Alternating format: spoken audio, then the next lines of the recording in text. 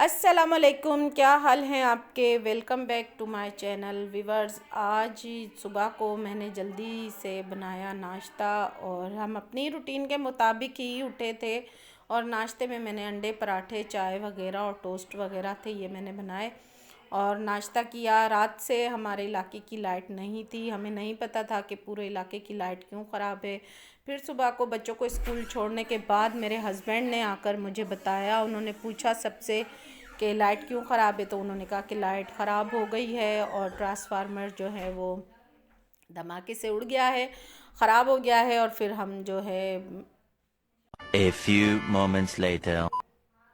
फिर हमने बनाया प्रोग्राम के बस जब लाइट ख़राब हो गई और पता भी नहीं है कितने दिन तक बनेगी, तो फिर हम लोगों ने तैयारी शुरू कर दी गांव जाने की। और फिर सारा दिन हम लोग वहीं थे, बच्चे स्कूल से आ गए थे, ट्यूशन से आए जैसे ही फिर हमने जल्दी जल्दी तैयारी की। वैसे तो हम आते हैं गर्मियों की छुट्टियों में, जब 2 माह की छुट्टियां होती हैं और ऐलान होता है।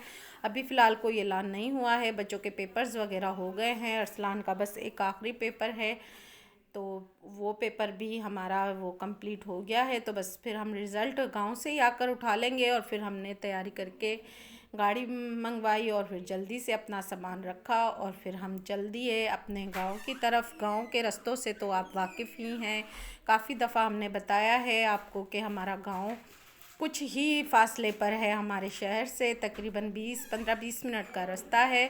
और फिर हमने सोचा खामखा यहाँ गर्मी में बैठने से कोई फ़ायदा भी नहीं है और परेशानी भी है, तो हम चल दिए अपने गांव की तरफ। गांव हम आए तो हमारे लिए देसी मुर्गा कटा हुआ था और उन्होंने कहा कि हम बनाते हैं सालन देसी मुर्गे का और खाना बनाते हैं। लेकिन फिर मैंने कहा कि नहीं, हम देसी मुर्गे का सालन नहीं बना रहे और मैं बनाऊंगी मुर्गे की वाइट यखनी, जो मुझे बहुत पसंद है। तो जल्दी जल्दी से मैंने मुर्गा साफ़ किया और धोया, कटा हुआ तो था ही, उसको धोकर वॉश कर कर और फिर मैंने रात के खाने की कर ली तैयारी। तो ये अदरक लहसुन भी मैंने उसमें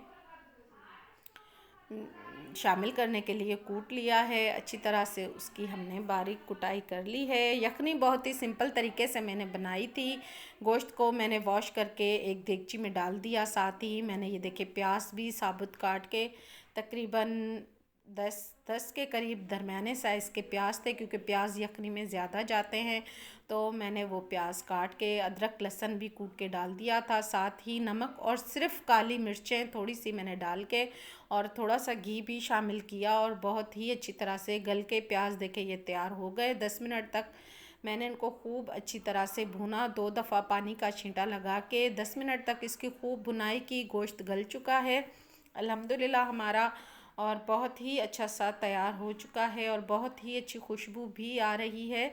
और अक्सर ये इस तरह की हम यखनियाँ वगैरह बनाते हैं, आप भी घर में बनाते होंगे और तैयार करते होंगे। अब हम 2 माह यहीं पर ही रहेंगे, आपको पता ही है।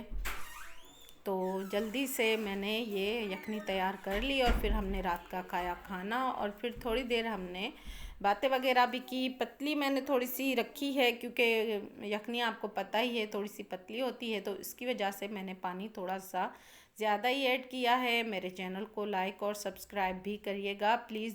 जिसने अभी तक मेरे चैनल को सब्सक्राइब नहीं किया है तो वो मेरे चैनल को सब्सक्राइब कर लें और अच्छा सा कमेंट भी दे दें मेरे वीडियो पर। और साथ ही मैंने थोड़ी सी ऊपर काली मिर्चों का लगा दिया तड़का सा और बहुत ही मज़ेदार यखनी बनकर तैयार थी। मिलते हैं किसी दूसरी वीडियो में। अल्लाह हाफिज़।